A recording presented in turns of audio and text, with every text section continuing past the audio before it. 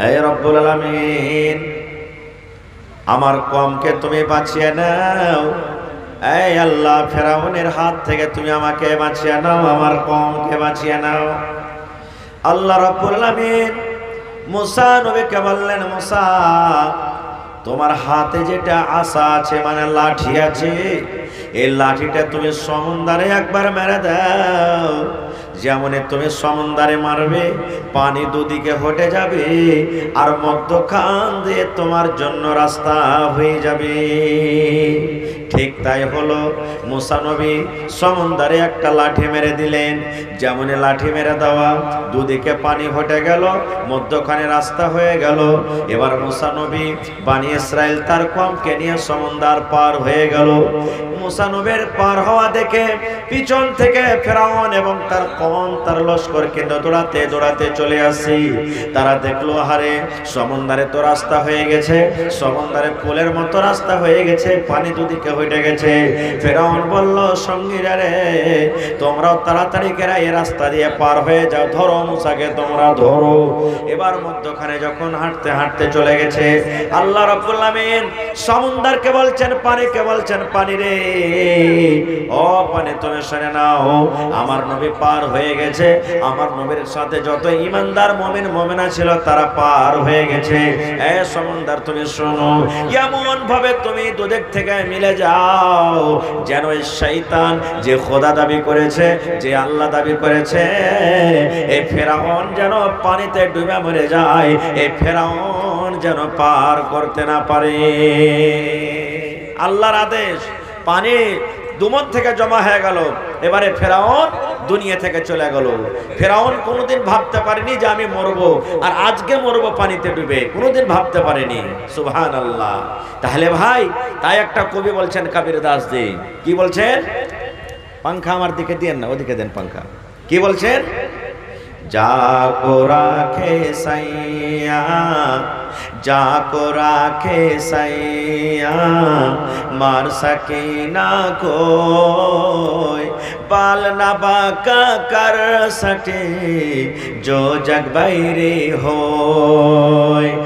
जाको राखे सैया, जाको राखे सैया, मार सके ना कोई, बाल ना बाका कर सके जो जग बैरे हो। कबीर दास ओरे अल्लाह उन्हें बोलছেন, जाको राखे सैया, सैया মানে হলো আল্লাহ, সাইয়া মানে হলো ভগবান। যাকো রাখে সাইয়া, আল্লাহ যাকে বাঁচিয়ে রাখবেন, মার সকে না কোই, তাকে কেউ মারতে পারবে না, তাকে কেউ মারতে পারবে না। গোটা পৃথিবীর মানুষ যদি তার জন্য শত্রু হয়ে যায়, দুশমন হয়ে যায়, তাকে মারতে পারবে না। আর আল্লাহ রাব্বুল আলামিন যাকে মারবেন মারবেন, দুনিয়ার মানুষ তাকে কিন্তু বাঁচাতে পারবে না। নারে তাকবীর। দেখেন, আল্লাহ মুসাকে বাঁচিয়ে নিলেন, সমুদ্র থেকে পানি হটে গেল, পার হয়ে গেলেন। ফেরাউনকে আল্লাহ মারবেন, পানি জমা হয়ে গেল, ফেরাউন ডুবে মরে গেলেন। তাহলে এত বড় বাদশাহ দুনিয়াতে বেঁচে নেই। আর একটু আগে চলেন, আমার যোগ্য মাওলানা বসে আছেন, জিজ্ঞাসা করবেন। সহিহ মুসলিম শরীফের হাদিস, আল্লাহর রাসূল বলেছেন, গোটা পৃথিবীর মানুষকে আল্লাহ অর্ধেক রূপ দিয়েছেন, সৌন্দর্য অর্ধেক রূপ দিয়েছেন, আর মুসা নবীকে একাই আল্লাহ অর্ধেক রূপ দিয়েছেন। তাহলে কত সুন্দর হইতে পারে, কত সুন্দর হইতে পারে। মুসা নবী, ইউসুফ নবীকে আল্লাহ তাবারাক ওয়া তাআলা অর্ধেক রূপ, আর গোটা পৃথিবীর মানুষকে আল্লাহ তাআলা অর্ধেক রূপ। কত রূপ দিয়েছিলেন ইউসুফ নবীকে জানেন? একটা কোরআনের কথা বলছি, সূরা ইউসুফে খুলে দেখবেন, আমি শর্টে দু তিনটা কথা বলছি।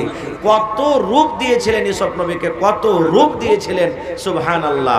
একদিনকার ঘটনা, যখন ইউসুফ আলাইহিস সালামকে তার ভাইরা কুয়াতে ফেলে দিলেন, কুয়াতে ফেলা পর কাফালার হাত দিয়ে মিশরের বাজারে বিক্রি হলো। আজিজে মিশরের স্ত্রী জুলাইখা তাকে গোলাম বানিয়ে বাড়িতে রাখলো। আস্তে আস্তে আস্তে ইউসুফ বড় হলো, ইউসুফ বড় হলো, বড় হওয়ার পর তখন জুলেখা মনে মনে মনে মনে কিন্তু ইউসুফের পিছে পাগল হয়ে গেল। জুলেখার মনে আকাঙ্ক্ষা, ইউসুফ তুমি আমার কাছে একবার এসো, ইউসুফ তুমি আমার মনের আকাঙ্ক্ষাটাকে একবার পূর্ণ করো, ইউসুফ তুমি এসো, আমার মনের উদ্দেশ্যকে তুমি একবার পূরণ করো। এইভাবে কিন্তু ওর মনে মনে এই খেয়ালি পোলাও কিন্তু পাকতে শুরু হয়েছে। ভাই আমার, একদিনকার ঘটনা, আল্লাহুস সামাদ। ইউসুফকে ব্যভিচার করার জন্য, নিজের জালে ফাঁসার জন্য জুলেখা কত চেষ্টা চালালো, কিন্তু হলো না। লম্বা ঘটনা, আমি শর্টে বলছি। এবারে সুবহানাল্লাহ, এই কথাটা আস্তে আস্তে আস্তে আশেপাশে যত মহিলারা ছিল তারা জানতে পারলো যে দেখো একটা বাদশার স্ত্রী, একটা বাদশার নারী, বাদশার স্ত্রী জুলেখা বেগম নিজের গোলাম ইউসুফের পিছনে পাগল হয়ে গেছে। এই কথাটা শুনে জুলেখার কিন্তু মন খারাপ হয়ে গেল। একদিনকার ঘটনা, বিবি জুলেখা কি করলো, আশেপাশের যত মাহালের মেয়েরা ছিল, নারীরা ছিল, সবকে দাওয়াত করেছে যে তোমরা এসো আমার বাড়িতে। দাওয়াত করেছে, আর সবকে একটা করে চাকু দিয়েছে আর একটা করে কাটার ফল দিয়েছে। হয় আমরুদ হোক কিংবা সেব হোক বা এই ধরনের কোনো ফল হোক, কাটতে হবে, চাকু দিয়ে কেটে খেতে হবে। সবকে একটা করে চাকু আর একটা করে ফল দিয়েছে। এবারে বিবি জুলেখা সবকে বলছেন, এসব যত সুন্দর সুন্দর লেবাস পোশাক এসবকে দেওয়া হয়েছে, সুন্দর সুন্দর আতর গোলাপ তাকে দেওয়ানো হয়েছে। আর বিবি জুলেখা বলেছেন যে আমি যখন বলবো যে তুমি এই মহিলারা বসে আছে, তারা দাওয়াত খেতে এসেছে, তুমি তাদের মধ্যখান দিয়ে একবার শুধু হেঁটে চলে যাবে। যখন আমি তোমাকে ইশারা করব তখন তুমি হেঁটে যাবে। ঠিক মজলিস সেজে গেছে, চাকু ফল দেওয়া হয়েছে সমস্ত মহিলারাকে, সমস্ত একটু লেখা রাখেন, সমস্ত মহিলা সমস্ত নারীরাকে দেওয়ানো হয়েছে। এইবারে ইউসুফ আলাইহিস সালামকে বলা হয়েছে, এসব তুমি একবার মজলিস দিয়ে হেঁটে চলে যাও। এবার যেমনই মজলিস দিয়ে হাঁটা, ওই টাইমে বিবি জুলেখা বলছেন সমস্ত মহিলারাকে তোমরা এখন ফল কেটে খাও। ওরা ফল কাটতে শুরু করেছে আর ইউসুফ আলাইহিস সালাম মজলিস দিয়ে হাঁটছে। এত আল্লাহ তাকে সুন্দর করেছিলেন, এত সুন্দর করেছিলেন। কি নাম? মোহাম্মদ নাইম। 10 মিনিট রোকেন ভাই, কিছু বলতে দেন, তারপর আপনাদের কালেকশন দেব ইনশাআল্লাহ তাআলা। নাইম ভাই, এই 500 টাকা দিয়ে কাজ চলবে? হায় আল্লাহ, কমসে কম 5-7 হাজার টাকা দেন। হ্যাঁ নাইম ভাই, 2000 টাকা দেন কমসে কম, ঠিক আছে? হ্যাঁ, মহিলা প্যান্ডালে চাদর দিয়ে দেন আপনারা, মহিলা প্যান্ডালে চাদর দিয়ে পাঠিয়ে দেন। মা খালা আপনাকে প্যান্ডালে চাদর দিয়েছে, আপনারা মন খুলে চাদরে দান দিয়ে পাঠান। আমি কিছু বলছি, তারপর ইনশাল্লাহ কালেকশন নেব। আপনারা 10 মিনিট ভাই বসেন, কিছু বলতে দেন আমাকে। এত কষ্ট করে এসেছি 50-60 কিলোমিটার দূর থেকে, আর কিছু না বললে কিন্তু মনে শান্তি আসে না। কিছু বলতে দেন। এবারে ওই টাইমে ফল কাটতে শুরু করেছে আর এসব পার করছে। ওরা ফল কাটছে আর ইউসুফের দিকে দেখছে।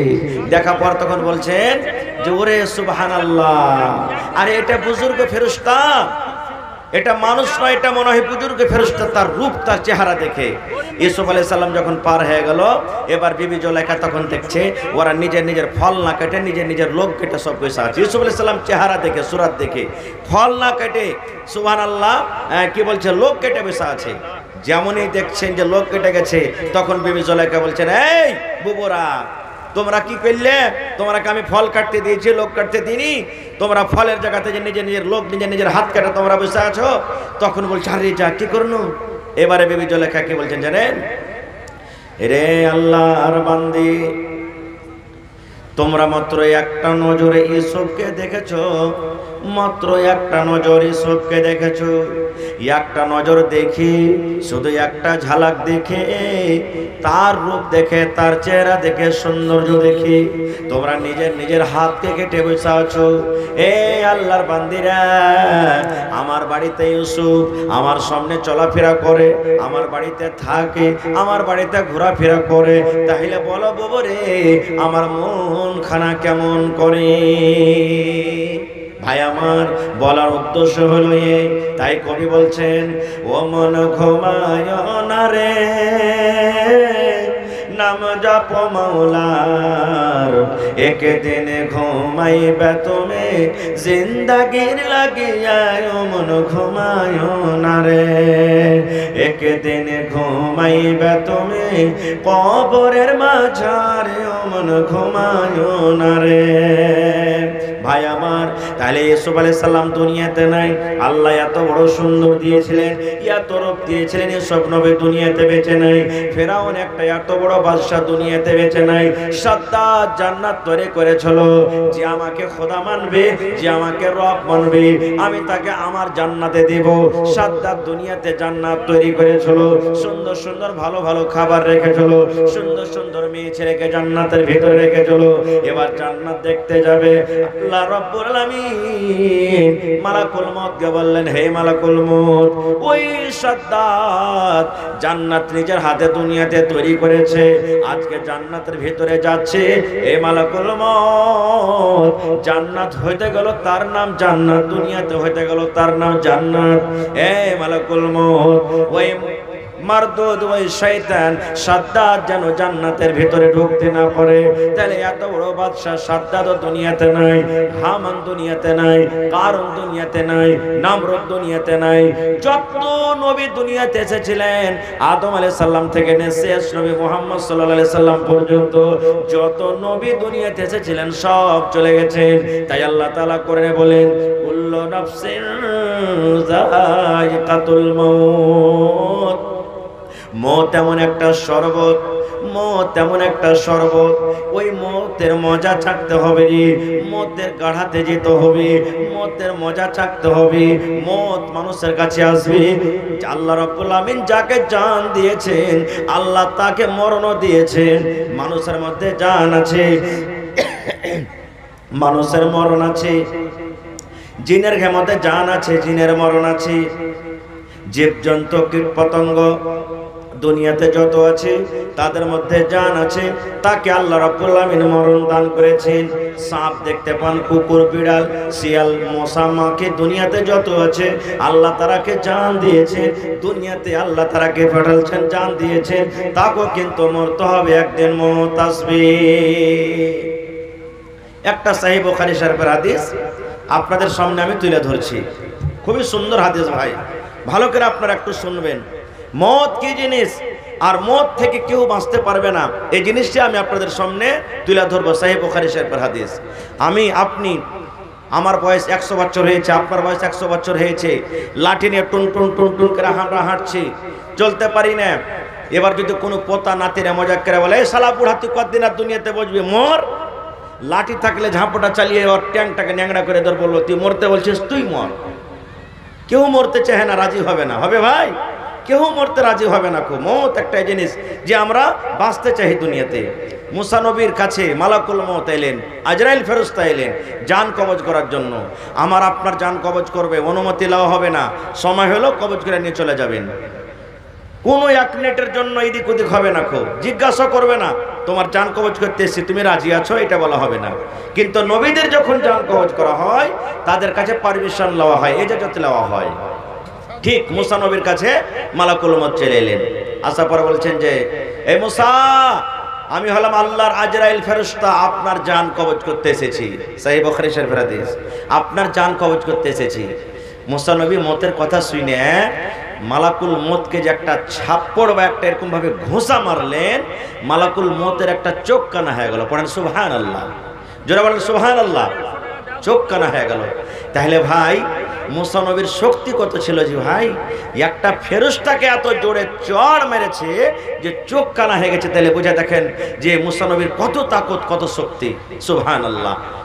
এবারে মালাকুল মওত চলে গেলেন ঘুরে আল্লাহর কাছে। আপনারা বলেন, এই যে ঘটনাটা ঘটলো আল্লাহর কাছে খবরটা আছে না নেই? জোরে বলেন, আছে না নেই? আছে। এবার চলে গেলেন, তখন মালাকুল মওত আল্লাহকে বলছেন কি, হে রব্বুল আলামিন, তুমি আমাকে এমন নবীর কাছে জান কবজ করার জন্য আল্লাহ পাঠিয়েছো, এমন নবীর কাছে আমাকে পাঠিয়েছো আল্লাহ। তোমার নবী এখনো মরতে চাহে না।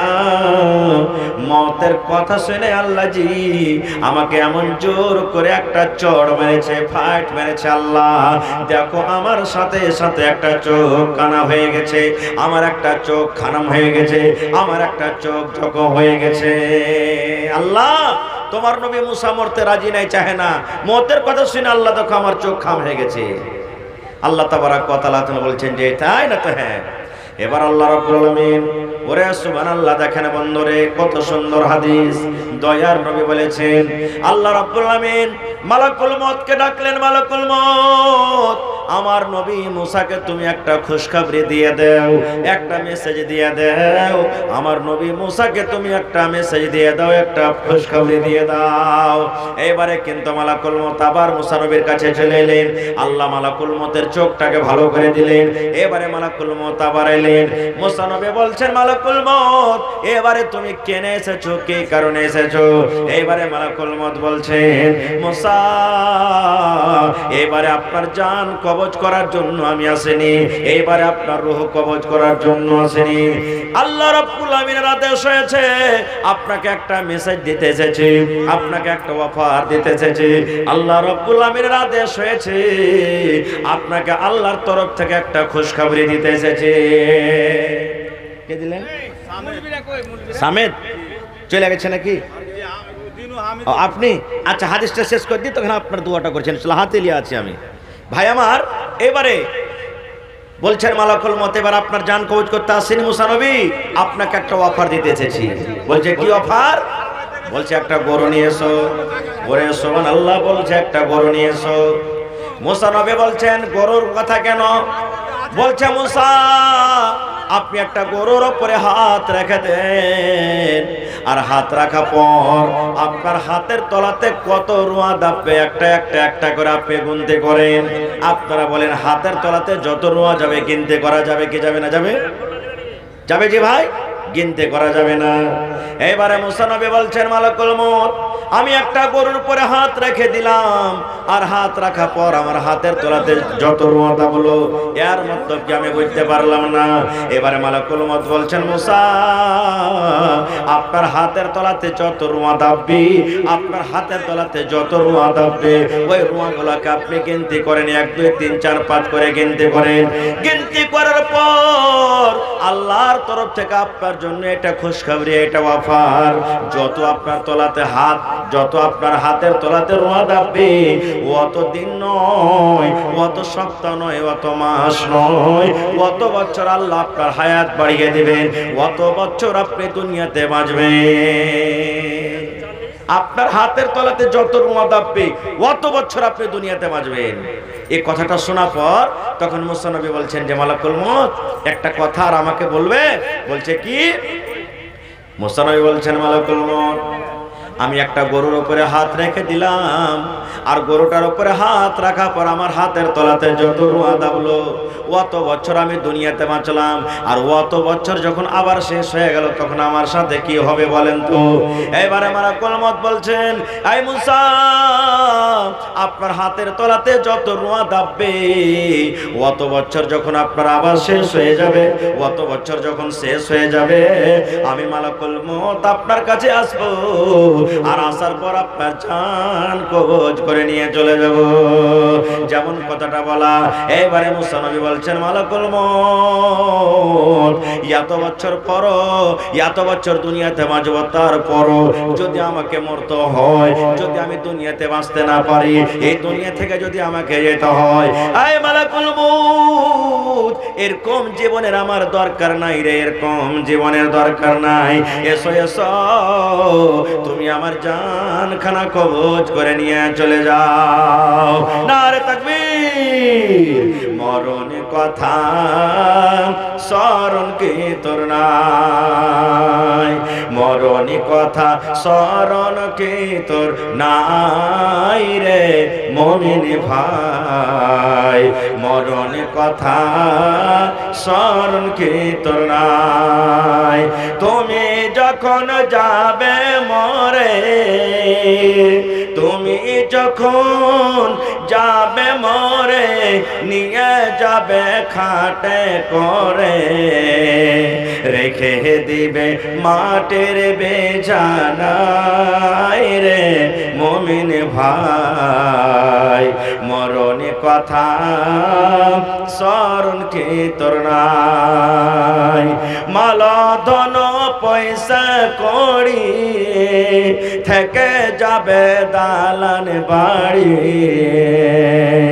মাল ধন পয়সা কড়ি থেকে যাবে পাকার বাড়ি, কিছুই তোমার সাথে যাবে না রে মুমিন ভাই, মরণ কথা স্মরণ কি তোর নাই? নারে তাকবীর। ভাই আমার, তাহলে কি বুঝতে পারলাম এই হাদিস থেকে? যে নবীরাও বাঁচতে পারেননি দুনিয়া থেকে, মওত এসেছে, তারাও দুনিয়া থেকে চলে গেছে, আমাদের কাছেও মওত আসবে, আমরাও দুনিয়া থেকে চলে যাব। আর 2 মিনিটে একটা ঘটনা আপনাদের সামনে বলি। সুবহানাল্লাহ। কি ঘটনা? সুনহেরি আওরাক একটা বই আছে, আব্দুল মালিক মুজাহিদের লেখা। ওই বইটাতে একটা ঘটনা নকল করছেন। কি ঘটনা? ফিলিস্তিনের মসজিদ যেখানে আছে বাইতুল মুকাদ্দাস,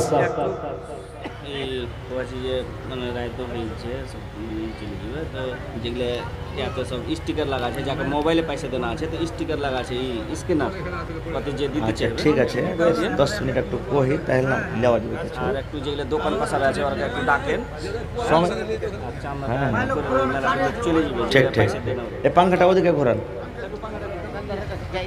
ভাই আমার, আর 2 মিনিটে একটা ঘটনা বলি।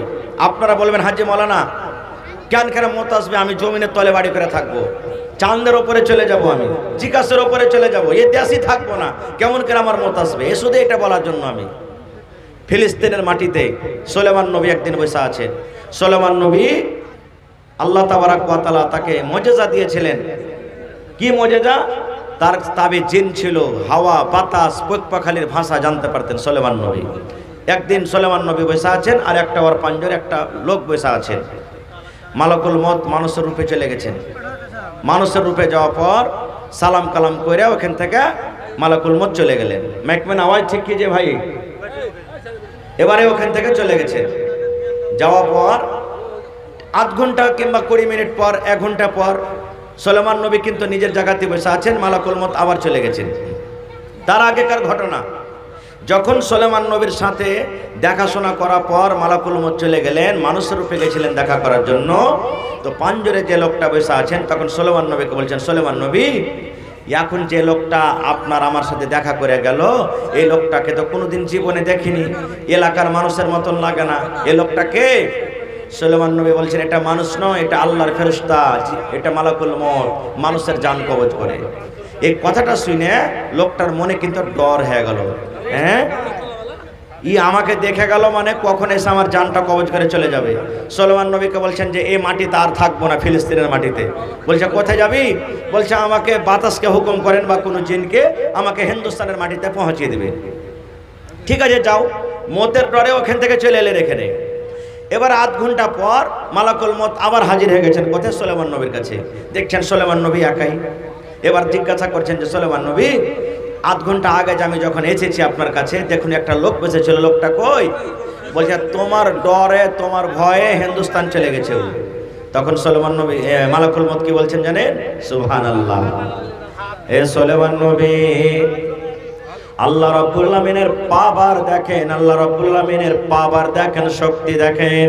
বলছেন কেমন কথা?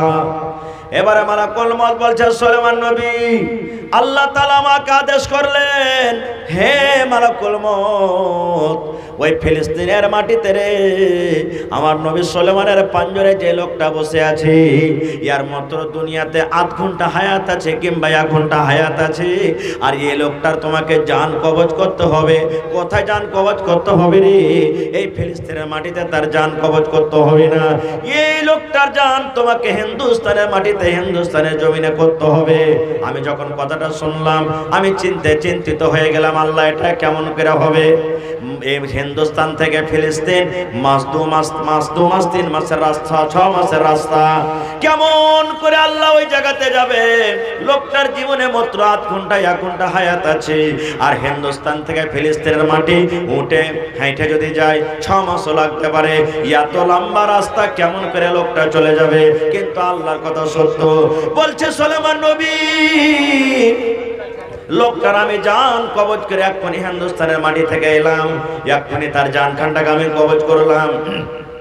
আর জান খান কবজ করার পর আমি শুধু দেখতে এলাম আপনার কাছে যে আমি যে লোকটার জান কবজ করলাম, আপনার পাঞ্জরে যে লোকটাকে দেখে গেলাম ওইটাই লোকটা কোনো অন্য লোক। এবারে বলছেন ওরে আল্লাহ, আল্লাহ রাব্বুল আমিন কি করতে পারে না? আল্লাহ রাব্বুল আমিনের কাছে কোনো গুণের কমি নাই। তাই আল্লাহ কোরআনে বলছেন আইনামা তাকুনু ইউদরিকুমুল মাউত ওয়ালাউ কুনতুম ফি বুরুজিন মুশাইয়্যাদা। আল্লাহ বলছেন দুনিয়ার মানুষ রে, আইনামা তাকুন, তুমি দুনিয়ার যে কোনো কোণাতে থাকো না কেন, তুমি মাটির তলাতে থাকো না কেন, পানির তলাতে ঘর বানিয়ে থাকো না কেন, সমুদ্রের উপরে তুমি থাকো না কেন, চাঁদের উপরে তুমি থাকো না কেন, আকাশের উপরে তুমি থাকো না কেন, যে দুনিয়ার কোনো কোণাতে থাকো না কেন, আল্লাহ বলছেন যে জায়গাতে তুমি থাকো না কেন, ইউদরিকুমুল মাউত, মত তোমার কাছে যাবে রে, মত তোমার কাছে পৌঁছবে, তুমি মত থেকে ছুটকারা পাবে না, পাবে না, মত থেকে বাঁচতে পারবে না।